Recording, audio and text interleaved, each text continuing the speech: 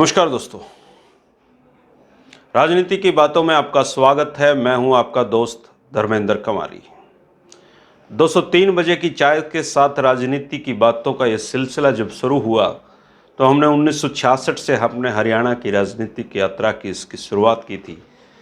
लेकिन आज के वीडियो में हम उस दौर में पहुंच गए हैं जब हरियाणा की राजनीति के एक सर्वाधिक चर्चित कांड का जन्म हुआ था। जी हाँ दोस्तों, ये कांड का नाम सामने आते ही आपके सामने महम कांड का नाम खुद ब खुद आपकी आंखों के सामने तैर गया होगा। अगर आप YouTube को सर्च करें या YouTube पर वीडियो देखने लग जाएं तो अकेले महम कांड के आपको सैकड़ों वीडियो यहां पर दिखाई देंगे।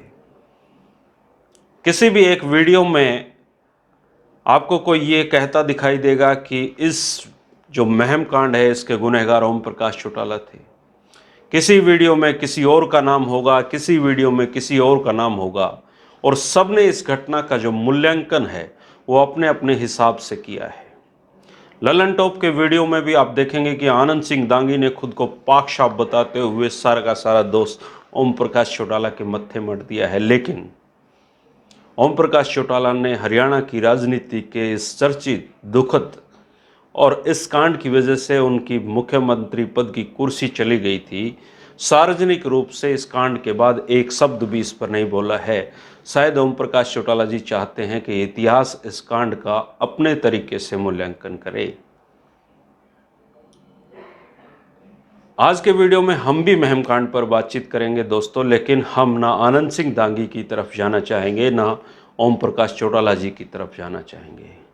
हम उस घटनाक्रम का जिक्र करेंगे कि कैसे इस महम कांड की बुनियाद पड़ी और फिर कैसे महम कांड को अंजाम तक पहुंचाया गया, और कैसे महम कांड के कुछ पहलू आज तक उनका सवाल इतिहास नहीं दे पाया है, हमें शायद मिलेगा भी नहीं। दोस्तों, महम कांड की शुरुआत उस दिन हुई थी जब 5 दिसंबर 1979 को चौधरी देवीलाल के उप प्रधानमंत्री पद की शपथ लेने के बाद हरियाणा में चौधरी ओम प्रकाश चौटाला के शपथ लेने से हुई। तब चौधरी देवीलाल के घर में ही मुख्यमंत्री पद के दो दावेदार थे, एक ओम प्रकाश चौटाला और दूसरे चौधरी रणजीत सिंह चौटाला। दोनों ही अपने तरीके से समझते थे कि मुख्यमंत्री पद की कुर्सी पर उनका अधिकार बनता है, लेकिन फैसला तो चौधरी देवीलाल को करना था। उन्होंने अपना राजनीतिक उत्तराधिकारी ओम प्रकाश चौटाला को चुना। 5 दिसंबर को ओम प्रकाश चौटाला ने हरियाणा प्रदेश के मुख्यमंत्री पद की शपथ ली तो उनकी कैबिनेट में वो सारे मंत्री शामिल थे जो उनके पिता की कैबिनेट में थे, लेकिन भाजपा इनकार कर गई। शायद भाजपा को उस समय लगा होगा कि वो ओम प्रकाश चौटाला के साथ तालमेल नहीं बना पाएंगे, इसलिए उन्होंने बाहर से समर्थन देने का ऐलान किया। चौटाला साहब को भी इस बात की कोई परवाह नहीं थी, क्योंकि विधायकों का कोई टोटा उस सरकार में नहीं था। अपूर्व, और आज तक हरियाणा की राजनीति में इतना बड़ा समर्थन किसी को मिला ही नहीं जितनी चौधरी देवीलाल को 87 में सीटें आई थी। चौटाला साहब के राज संभालते ही चौधरी रणजीत सिंह और चौधरी ओम प्रकाश चौटाला के रूप में लोकदल में अंदर खाते दो गुट बन गए, और दोनों ही गुटों में राजनीतिक रूप से एक दूसरे को नीचा दिखाने की होड़ बन गई। चौधरी ओम प्रकाश चौटाला का गुट इस बात से खुश था कि सत्ता उनके हाथ लगी है, तो चौधरी रणजीत सिंह का गुट इस बात से परेशान था कि कैसे चौधरी ओम प्रकाश चौटाला मुख्यमंत्री की कुर्सी तक पहुंच गए। बात आगे बढ़ती है। नियम के अनुसार चौधरी ओम प्रकाश चौटाला को राज्यसभा की सदस्यता नहीं बल्कि हरियाणा विधानसभा की सदस्यता चाहिए थी मुख्यमंत्री बने रहने के लिए, और वो भी 6 महीने के अंदर। तब हरियाणा में 2 विधानसभा की सीटें खाली थी, एक कुरुक्षेत्र की और एक महम की। महम की सीट चौधरी देवीलाल ने खाली की थी और कुरुक्षेत्र की सीट गुरदयाल सैनी जी ने खाली की थी। चौटाला साहब के पास दोनों ही ऑप्शन थे कि जहां मर्जी से चुनाव लड़ें, लेकिन उन्होंने महम सीट इसलिए चुनी क्योंकि वो वहां से चुनाव जीतकर अपने आप को और पूरी जनता को इस बात का, शायद इस सवाल का जवाब देना चाहते थे कि वही राजनीतिक रूप से, वही राजनीति के, अपने पिता की राजनीति के सही उत्तराधिकारी हैं। और उनके इसी चुनाव के साथ ही महम कांड की पटकथा लिखी गई। चौधरी रणजीत सिंह के इशारे पर एसएस बोर्ड के चेयरमैन रहे और चौधरी देवीलाल के नारे लगाने वाले आनंद सिंह दांगी ने भी निर्दलीय पंचायती प्रत्याशी के रूप में पर्चा भर दिया। शुरुआत में आनंद सिंह दांगी बहुत कमजोर दिखाई दे रहे थे, लेकिन धीरे धीरे करके उन्होंने पकड़ बनानी शुरू की। यह उनके उभार का समय था। एक तरफ ओम प्रकाश चौटाला, दूसरी तरफ आनंद सिंह दांगी।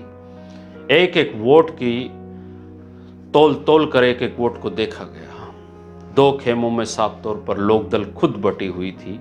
विरोधी धड़ा आनंद सिंह दांगी के साथ था तो एक धड़ा ओम प्रकाश चौटाला जी के साथ था। 27 फरवरी 1990 के दिन यह मतदान होता है। मतदान लगभग हर जगह शांतिपूर्ण ढंग से होता है, लेकिन महम, चांदी और बैंसी के 8 मतदान केंद्रों पर गड़बड़ियों की शिकायत लेकर आनंद सिंह दांगी चुनाव पर्यवेक्षक के पास पहुंच जाते हैं। उसमें चुनाव पर्यवेक्षक होते थे RK रंजन।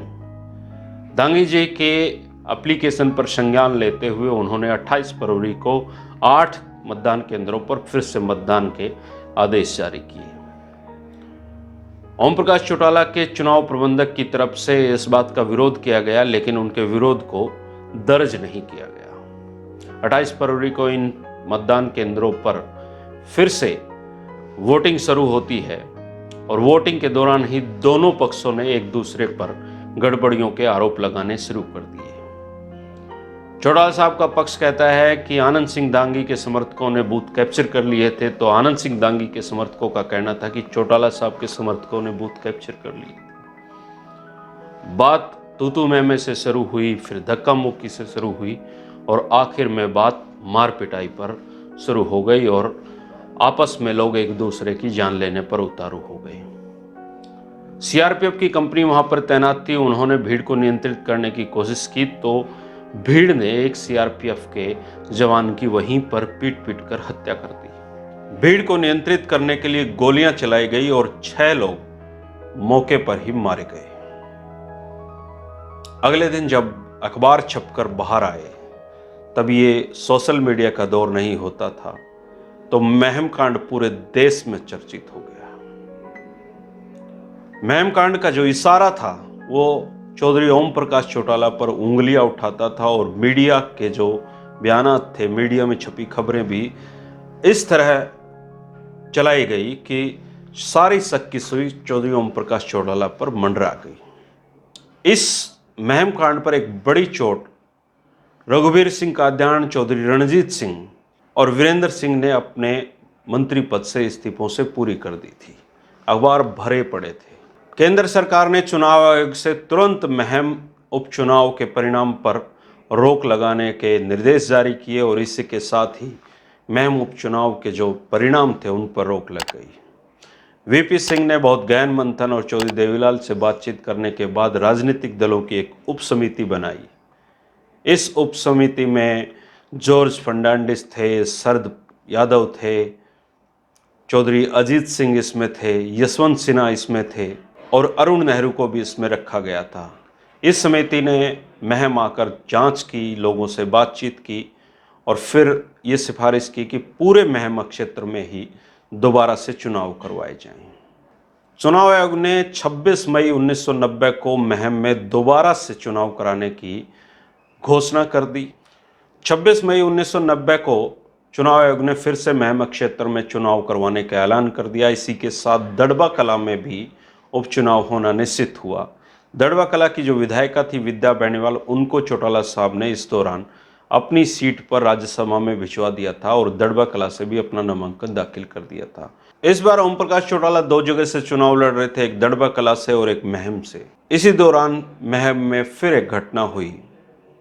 चौधरी देवीलाल के किसी ज़माने में बहुत बड़े भक्त रहे और निर्दलीय प्रत्याशी अमीर सिंह की बागड़ी बोली बोलने वाले कुछ लोगों ने अज्ञात जगह पर ले जाकर हत्या कर दी। उस समय अमीर सिंह के भाई चौधरी प्रताप सिंह ने हत्या का जो आरोप है वो आनंद सिंह दांगी पर लगाया, लेकिन आनंद सिंह दांगी और उनके समर्थकों ने अमीर सिंह की हत्या का आरोप मुख्यमंत्री ओम प्रकाश चौटाला पर जड़ा। आरोप प्रत्यारोप का दौर चल रहा था, लेकिन इसी दौरान मदीना गांव, जो आनंद सिंह दांगी का गांव है, वहां पर पुलिस उनको गिरफ्तार करने के लिए पहुंच गई। आनंद सिंह दांगी को गिरफ्तारी से बचाने के लिए गांव का गांव खड़ा हो गया और सुरक्षा बलों के साथ उनकी आपस में टकराव हो गया। इस टकराव में पुलिस ने गोलियां चलाई और 3 लोग मौके पर मारे गए, जिनमें एक महिला भी थी।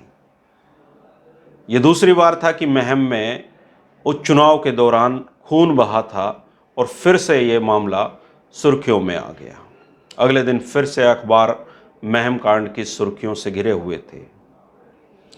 अब वीपी सिंह पर भी दबाव था, चौधरी देवीलाल पर भी दबाव था कि महम कांड की वजह से उनकी सरकार की छवि खराब हो रही है और इस छवि का क्या नतीजा निकलेगा ये आने वाले चुनाव में पता चलेगा। लेकिन सरकार आशंकाओं पर जीती है, अनुमान पर जीती। फैसला लिया गया कि महम कांड के चलते अभी अनुकूल माहौल नहीं है, इसलिए ओम प्रकाश चौटाला इस्तीफा देंगे। दड़बा का चुनाव हुआ जिसमें उनके सामने कांग्रेस के प्रत्याशी जगदीश नेहरा जी थे। वहां 53,000 वोटों से ओम प्रकाश चौटाला विजयी हुए। 22 मई 1990 को चौटाला साहब की मुख्यमंत्री के रूप में हरियाणा प्रदेश से जो पारी थी वो खत्म हो गई और उन्होंने इस्तीफा दे दिया। अब वो केवल एक विधायक रह गए थे। लेकिन चौटाला साहब केवल विधायक रहने के लिए दड़बा से चुनाव नहीं लड़े थे, उन्होंने अपनी राज्यसभा की सीट नहीं छोड़ी थी। इतिहास और राजनीतिक घटनाओं के लिए आगे चल बढ़ा था। ओम प्रकाश चौटाला जी के इस्तीफा देने के बाद मुख्यमंत्री के रूप में उनकी सरकार में उप मुख्यमंत्री रहे बनारसी दास गुप्ता जी चुने गए। बनारसी दास गुप्ता जी हरियाणा प्रदेश के मुख्यमंत्री चुने जाने के बाद ओम प्रकाश चौटाला जी के कहने पर कुछ समय तक चलते रहे, लेकिन बाद में कुछ गड़बड़ियां हो गई। आगे क्या हुआ इन राजनीतिक घटनाओं के लिए देखते रहिए दोस्तों। महम कांड से संबंधित किसी भी घटना की आपको जानकारी है, अगर आप उसके प्रत्यक्षदर्शी रहे हैं तो आप ज़रूर लिख कर भेजिए। आप ज़रूर बताएं कि आपके अनुभव क्या हैं या आप क्या सोचते हैं महम का कांड का असली गुनहगार कौन है। 3 बजे राजनीतिक वीडियो का सिलसिला जारी रहेगा। शुक्रिया, नमस्कार।